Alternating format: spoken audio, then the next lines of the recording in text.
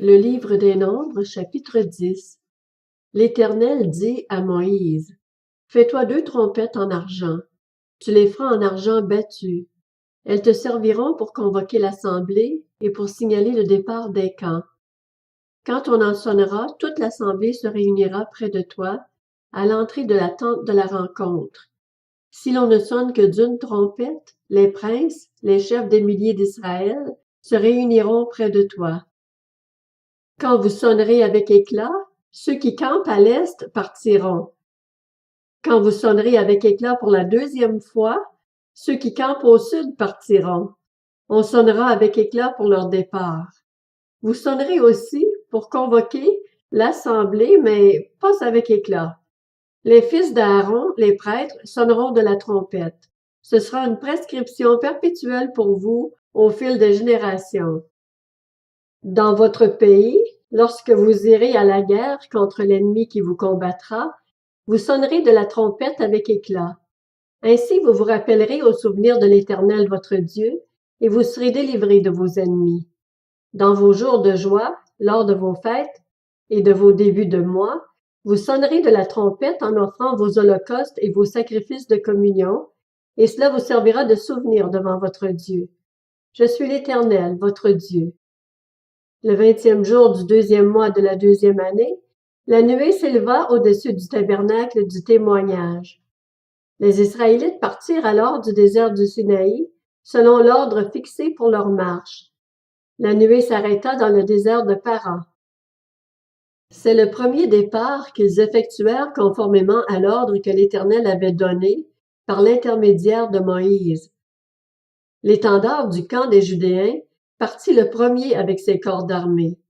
Le corps d'armée de Juda était commandé par Nachshon, fils d'Aminadab, celui de la tribu d'Issachar par Nathanaël, fils de Tuar, celui de la tribu de Zabulon par Éliab, fils de Hélon. Le tabernacle fut démonté, et les descendants de Gershon et de Merari partirent en le portant. L'étendard du camp de Ruben partit avec ses corps d'armée. Le corps d'armée de Ruben était commandé par Élitsur, fils de Shedéur, celui de la tribu de Siméon par Shelumiel, fils de Tsurishaddaï, celui de la tribu de Gad par Éliasaph, fils de Déhuel. Les Kehathites partirent en portant les ustensiles sacrés. On dressait le tabernacle en attendant leur arrivée. L'étendard du camp d'Éphraïm partit avec ses corps d'armée. Le corps d'armée d'Éphraïm était commandé par Élishama, fils d'Ammiud, celui de la tribu de Manassé par Gamliel, fils de Pedatsur, celui de la tribu de Benjamin par Abidan, fils de Gidéoni. L'étendard du camp de Dan partit avec ses corps d'armée. Il formait l'arrière-garde de tous les camps. Le corps d'armée de Dan était commandé par Ahiézer, fils d'Amishaddaï, celui de la tribu d'Azer par Pagiel, fils d'Ocran, celui de la tribu de Nephtali par Ahira, fils de Nan. Tel fut l'ordre d'après lequel les Israélites se mirent en marche, selon leur corps d'armée. C'est ainsi qu'ils partirent. Moïse dit à Hobab, le fils de son beau-père madianite Réhuel, « Nous partons pour l'endroit que l'Éternel a déclaré vouloir nous donner. Viens avec nous et nous te ferons du bien, car l'Éternel a promis de faire du bien à Israël. » Hobab lui répondit, « Je ne viendrai pas. J'irai au contraire dans mon pays et dans ma patrie. » Moïse dit, « Ne nous quitte pas, je t'en prie, puisque tu connais les endroits où nous campons dans le désert, tu nous serviras de guide. Et si tu viens avec nous, nous te ferons jouir du bien que l'Éternel nous fera. » Ils partirent de la montagne de l'Éternel et marchèrent 3 jours.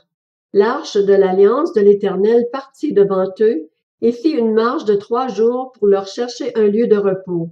La nuée de l'Éternel se trouvait au-dessus d'eux pendant le jour, lorsqu'ils partaient du camp. Quand l'arche partait, Moïse disait, « Lève-toi, Éternel, et que tes ennemis soient dispersés, que ceux qui te détestent prennent la fuite devant toi. » Et quand on la posait, il disait, « Reviens, Éternel, vers les dizaines et dizaines de milliers d'Israël. »